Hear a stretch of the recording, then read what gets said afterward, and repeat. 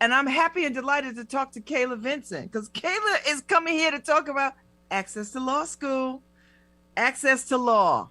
So I guess a couple of years, unmute yourself, Kayla, so you can jump into this conversation. So I guess, how old is this program, Kayla? We're going into our third year. Oh, it's 3 years already? Mm-hmm.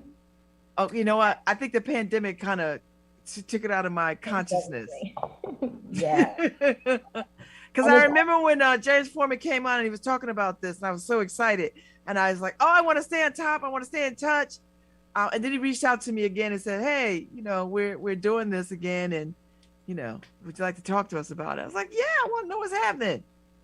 Yeah. So the fellowship is a 2-year program, right? And the first year our fellows are prepping to apply to law school, and then in the second year they actually apply. So our inaugural cohort, 7 of them will be in law school in the fall. So we're very excited about that. 6 of them right here in Connecticut, and so excited to see them kick off their careers as lawyers. How many students applied? Like, how many folks applied? That's a good question. Like, how many people? No, let me say this: how many people were in your program? Out of there was 6 who were going to law school. How many were in the program? Yeah, so there's 7 going to law school in the fall, and that first cohort had about 20 people in it. And some folks are, politicians and public figures in other ways right now, and so they've sort of changed their timeline. And so some people in that first cohort will be applying either this fall. Some people are in other graduate programs. And we're flexible in that way, right? Like, we really hope folks will apply in their second year, but if that doesn't make sense for their life, for their goals, then when you're ready to apply, you let us know, right? So we have 7 out of that first 20 already going to law school, a number of the others who are planning to apply this fall. And then our second cohort has 12 people in it who will be applying to law school this fall. Wow. Now, my friend Addis Castillo. Yes. What is she in the second cohort? She's in the second. She's in our first cohort. Okay. So I know she's going to law school. Yes. Very excited. She'll be at UConn. 5 of our fellows will be at UConn together. So they'll have like an immediate community in that sense, which is so important for getting through law school. Oh my gosh. So what's the racial and ethnic makeup of this program? The majority of our fellows are Black or brown. So in terms of who we're looking for folks from the sort of greater New Haven area, very broadly defined. Some of our fellows right now are, based in either Hartford or other parts of Connecticut. But we're really looking to support people who are either first generation, low income, formerly impacted by the justice system. And that could be themselves directly, that they were formerly incarcerated, or that, a family member or caregiver was incarcerated and that has impacted their life. So the majority of our current fellows are either Black or brown. We have a number of people who are formerly incarcerated. And that's really the community of folks who we're trying to support, because we know that the people who get to law school doesn't necessarily represent the group of people who want to go to law school and who are qualified to be wonderful and impactful lawyers in their communities. And so we're trying to do something to shift that. Wow. So what's the process like, Kayla? How hard is it to get in this program? It's really just a pretty simple application. You tell us a little bit about why you want to go to law school, and you have to have a BA already. So you have to have your college degree or be like a junior in college, so that by the time you finish the program, you'd have the BA, largely just because you need that to apply to law school. And then we ask for a recommendation from somebody in the community or a professor who can speak to who you are. And so it's really a pretty simple process. There's a flyer coming up that gives the link to our website. All the information you need is there. And you can also email us if you have any questions at lawaccess@yale.edu. So is this just for kids, or can old ladies like me apply? This is for everybody. I am not co-signing you being an old lady, but I am saying this is for everybody. As long as you have finished your first 2 years of college, you are welcome to apply. And our fellows do really range in age and in the decade of life that they're in. Okay. So Kayla, are you a lawyer? I am. Oh, and so where did you go? You went to Yale. Are you at Yale, or you graduated from Yale, or where are you from? So I'm originally from Atlanta, Georgia. I did go to Yale College for undergrad, but I went to law school at NYU. Okay. And I should so say, are you practicing law? Like, what are you doing? I did before. So when so becoming a lawyer wasn't really a part of my plan initially. I was a teacher. And that's what I wanted to do coming out of college, is be an educator. I taught high school and middle school, absolutely loved being a teacher. And it was really the experiences my students were having that made me want to do things more directly related to racial justice and like how we think about race in the United States and how that changes who has access to what. And so that's what took me back to graduate school. And my first job as a lawyer, I worked as a staff attorney in Alabama. And so I was doing a combination of like public education work, but I was also doing criminal appellate defense. So I was helping people who had been given excessive sentencing or the death penalty. I had some reentry clients who had served quite a few years and were coming out, and we were supporting them. So I did practice as an attorney before coming back to Yale to join James Forman at the Law and Racial Justice Center. Wow, that's pretty impressive. I had a great community of people in Alabama, so I had a great support network, and it's such important work. So I'm grateful to have been able to be a part of it. So walk me through the program itself. Like, what are some of the things that people will learn and get to know and understand and prepare for the law application process? Right. So we hope to be a really holistic process. So both helping people prepare for like the grind that is law school and the type of thinking that you do in law school. Because a lot of it really just is about knowing what you are signing up for. And as someone who didn't really know what I was signing up for, I think it's really important for people to have that understanding before they go in. And so the program, there are Yale law students who work with the program and really carry it forward. And they help our fellows understand really the experience they're currently having because they're currently in law school. So what it's like to sit in classes, what it's like to maybe be in a space that doesn't look like your community, doesn't look like spaces that you've been in before. So there's that kind of like wellness and staying whole that we do in our program. But then there's also just the nuts and bolts of like, how do I take my life and figure out how to craft a personal statement that's really compelling, that makes law schools want me to be in their community. So they get very specific support in the personal statement. A lot of law schools now ask for what's called a diversity statement. And so they're asking you to explain how you will make their community better by your presence, by being there, what you'll bring that maybe other So I gotta defend my Blackness? Are you kidding me? Well, it's interesting, because at this point, a lot of people, regardless of race or socioeconomic status, will write a diversity statement, right? And so they're part of what you have to do to be a compelling applicant is figure out how to say, this is how my experiences make me different than everybody else who will be in the classroom. And so, when you're Black and you're entering a profession that's like maybe 6% Black lawyers, that's not a hard thing to explain, but there's also lots of ways that people are diverse, right? And or that they add to the diversity of a community. And so you see people write really compelling things about how their experiences are unique to them and how they're gonna bring that to the classroom. So we help our fellows think through that. And then, one of the biggest parts is the LSAT, right? I think the LSAT scares a lot of people who wanna be lawyers away from law school.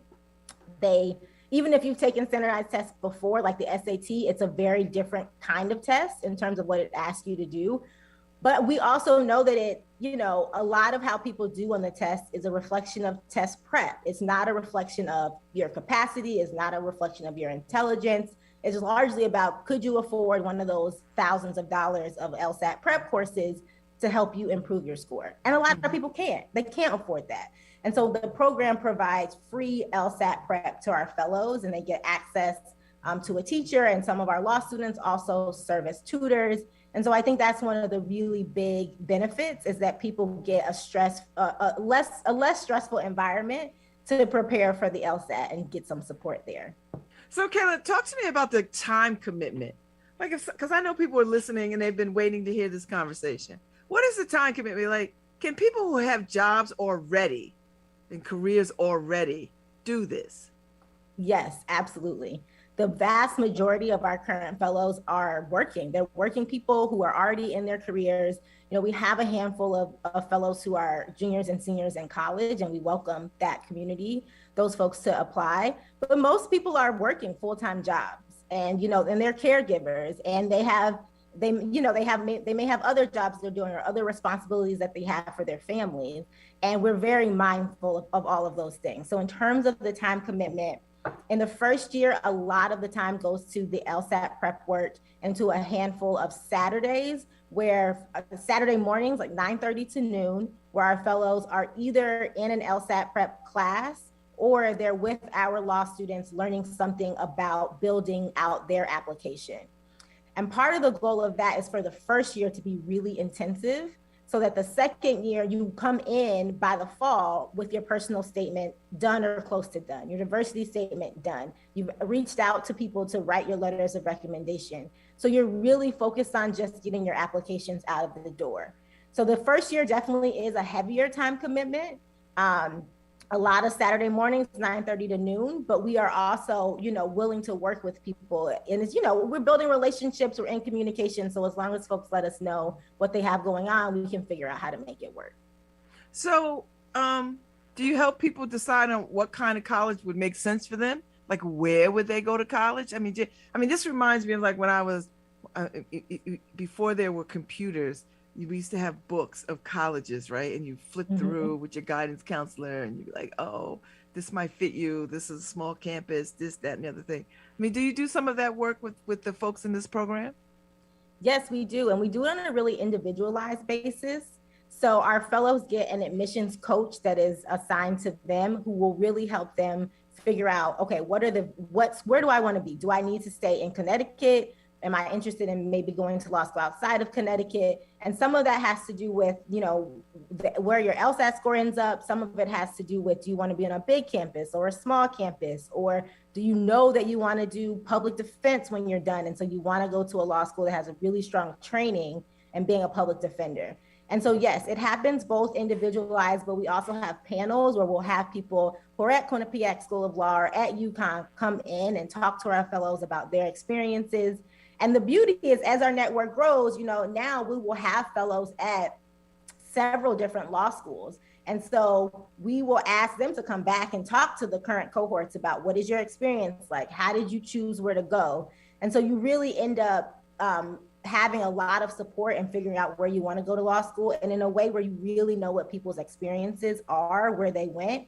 And you're not just, because we know, law school websites are very helpful, but they're also very glossy. They're giving us the pretty picture and the perfect story. And so you want to be able to talk to real people and get like, all right, tell me what it's really like to be a student here.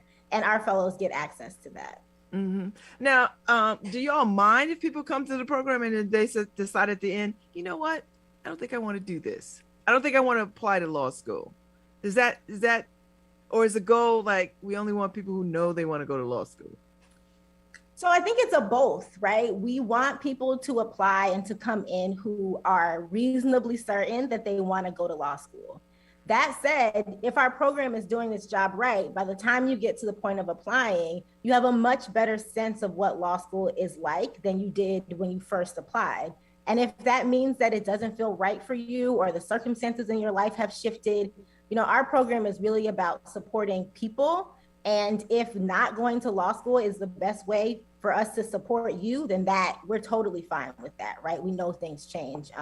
So we are hoping people have a pretty strong sense. And that's really the one of the few questions that our application asks is like, why this program, why law school?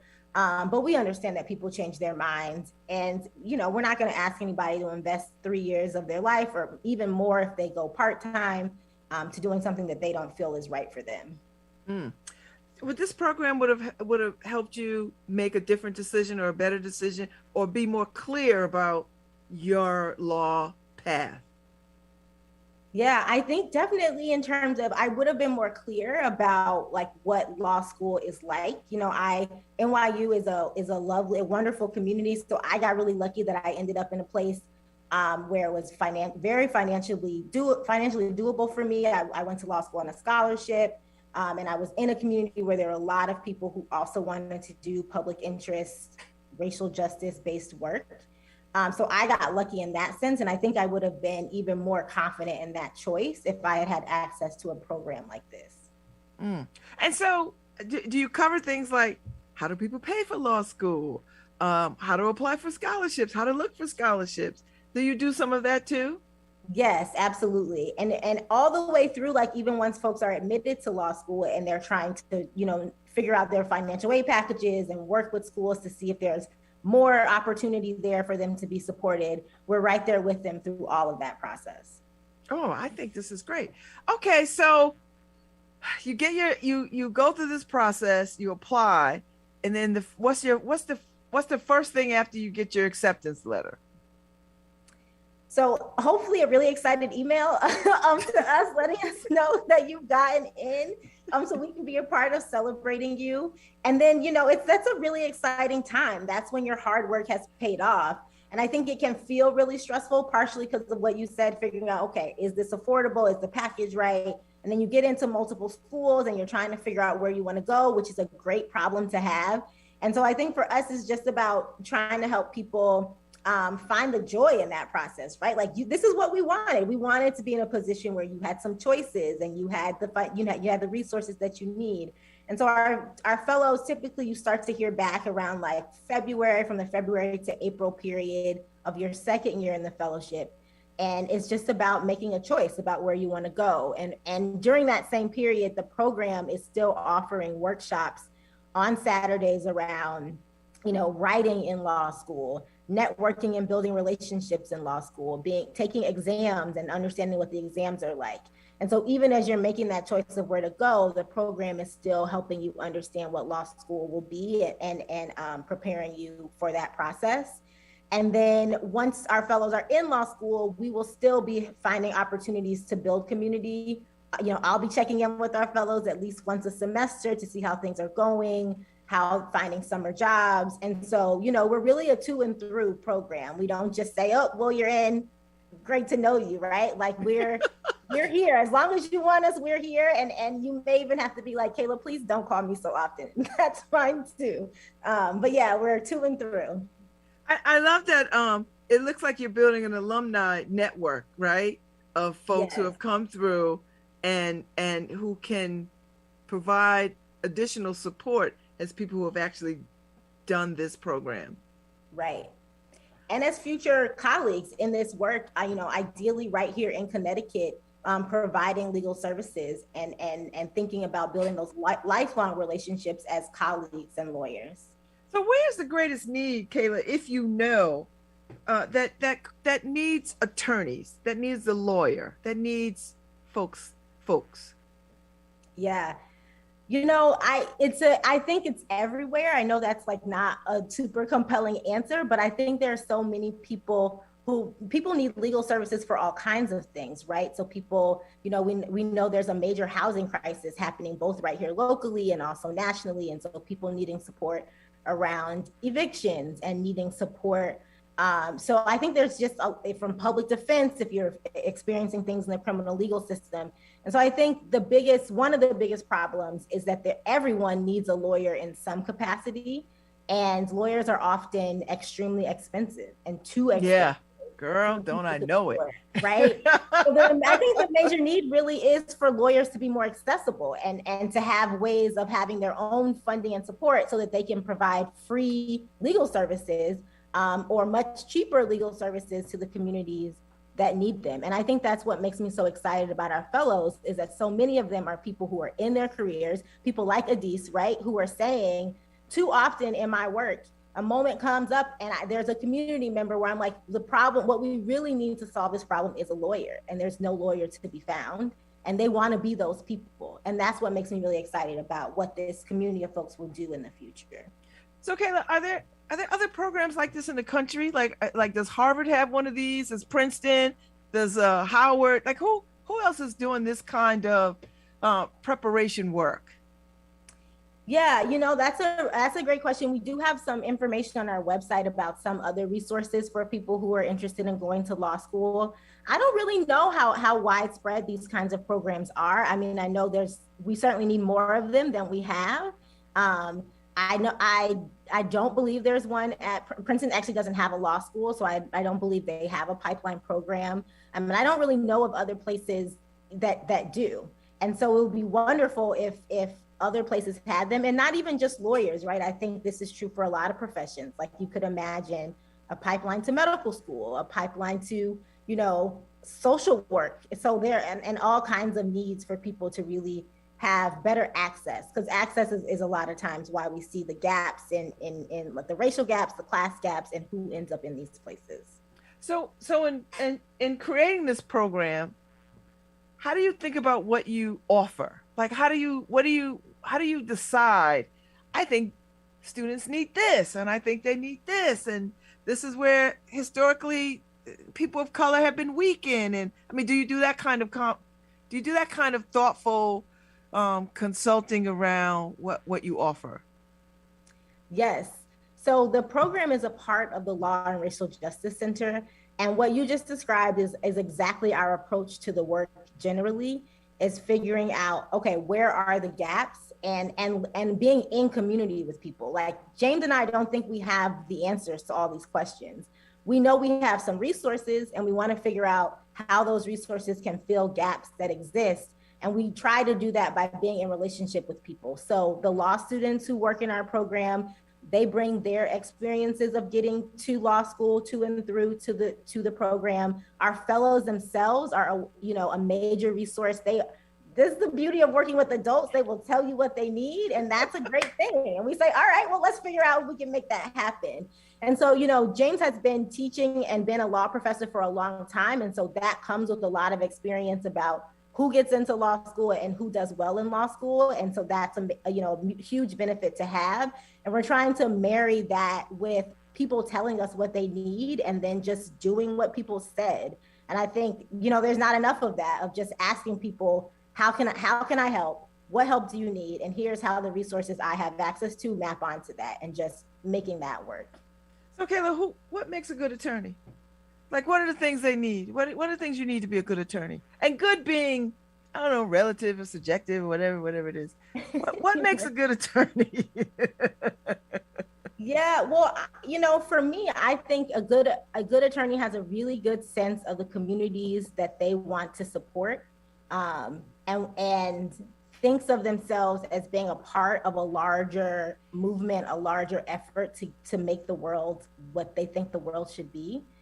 And so, in a very practical sense, lawyers are often good writers, and good writers of like the legal language, which is a whole different kind of world than just talking and writing in regular life.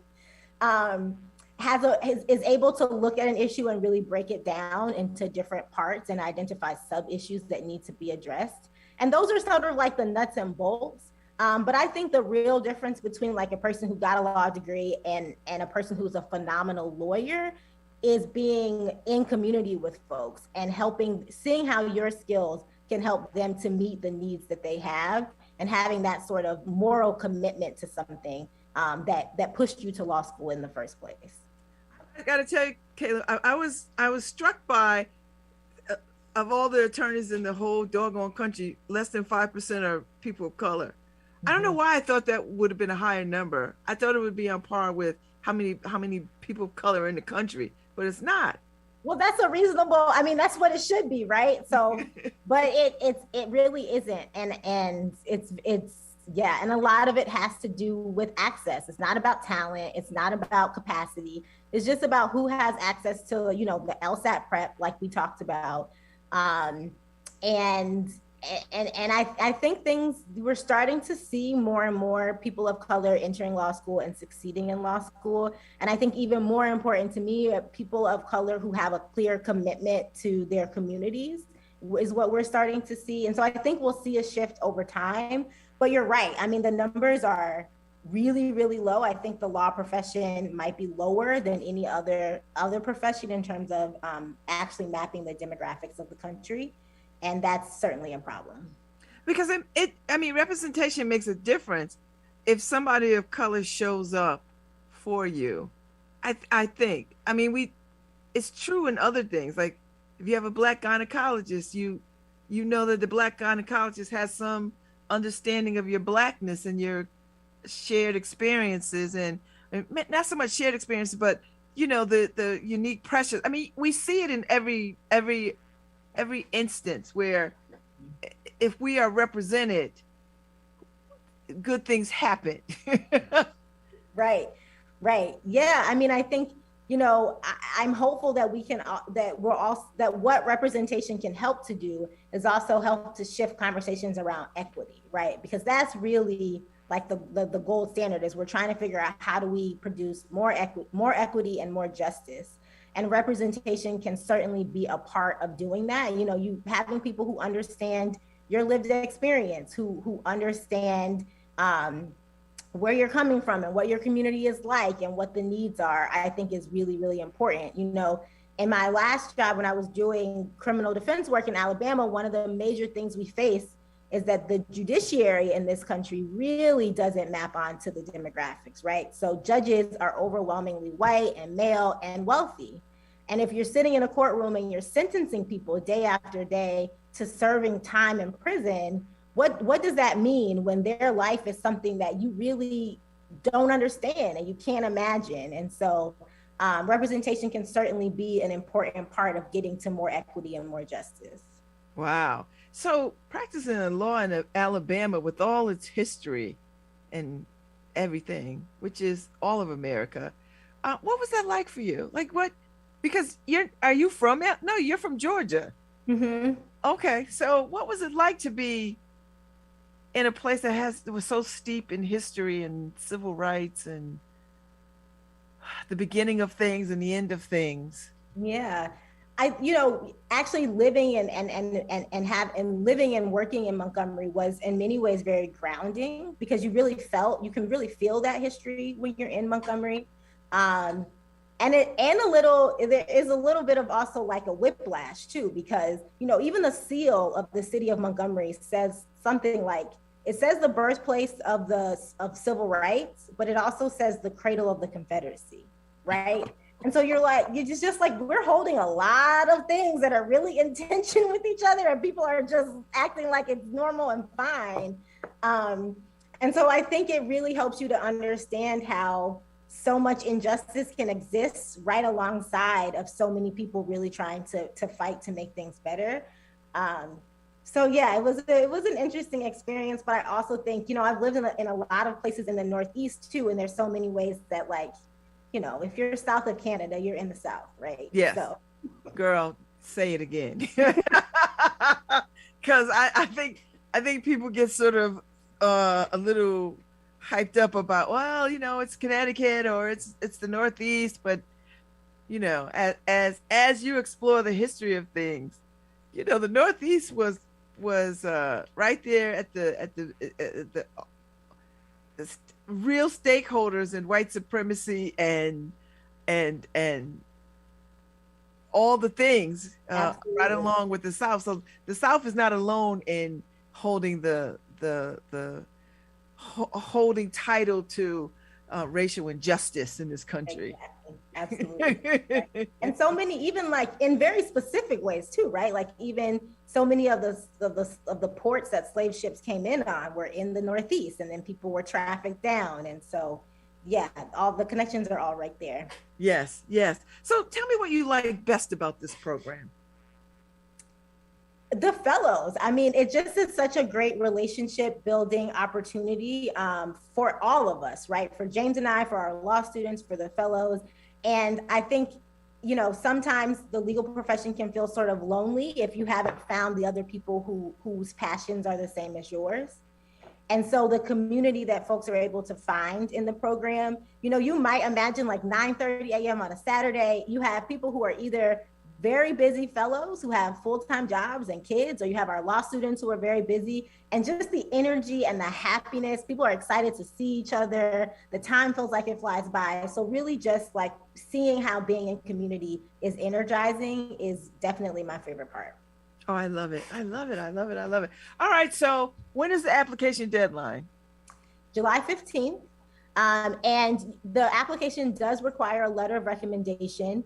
And the letter of rec can come in after July 15th if need be. So please. Now, do we need to send transcripts? Like, do we have to do all of that? Okay. It's not an official transcript though. You're just uploading. You can just upload your own copy of your transcript, which is usually a faster process to get that by email. So it doesn't need to be sent to us from the school. And if anything comes up, if you're listening to this and you're interested in the program, I highly encourage you to get an application in, even if you don't have the letter of rec yet, or there's some issue with the transcript, and just email us and let us know. But don't let that be the reason that you end up not applying. Is there any fees to this?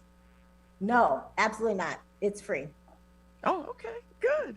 Okay, this is good. This is good. This is good. So how long does it take? So you get your application in July 15th. Then what happens?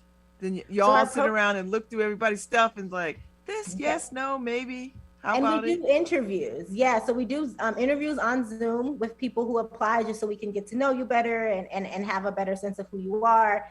And then the program starts by like late August, early September. So it's a pretty quick turnaround. Like you'll know pretty quickly. Our new class of fellows will know. And then we start to get to know each other and just start to dig into the work. That is now, are y'all doing everything on Zoom, or are you gathering people in person? We are gathering in person. Our fellows do have to be vaccinated and boosted if eligible, so that we can gather in person. We're still really, paying attention to what the guidance is. And so I don't know exactly what will happen next year, but I can say that this year we did a combination. So about half of our sessions were on Zoom, and half of them, or a little less than half, were in person. And we really hope to be able to do more in-person ones, because like I said, it's just so nice to get physically together. Yeah. But it'll be a hybrid. Kayla, I have enjoyed this conversation very much. Thank you so much. I'm excited I'm so glad that James reached out to about this program, because I remember when it launched, and I remember the buzz and the excitement about it. And then COVID, just overshadowed everything for everybody. Yeah. So it sort of fell off my radar. So the fact that that we can see it again, like I can see it on my radar again, is amazing. And I'm so glad that this is going into year 3 or year 4. Going into year 3. Wow. So that's incredible. So you've got some standing now. You've got some folks who have gone through. And before I let you go, do you get feedback from the folks who have come through the program, said, this is what made the difference for me, or I wish I had a little bit more of X and a little bit more of Y and less O, and that kind of thing? Yes, we get feedback from all of our sessions, and we also are just sort of generally open to always hearing from our fellows and using their experiences to help make the program better moving forward. So yes, absolutely. Well, thank you, Ms. Vinson. This has been a lovely conversation, illuminating conversation. I've learned a lot, and I hope this gets get the word out, and more people from New Haven apply, because I think this is a gem in our cap. Yes, well, thank you so much, and I hope to see some applications rolling in from your listeners. Yes, thank you so much, and say hi to James Foreman for me. I will. Take good care. Bye-bye. Bye-bye. Thank you, Harry. I'll see y'all tomorrow. Tomorrow I got guests at 9:15 and 10:15. It's a double talk day. I'll see y'all. Have a good one.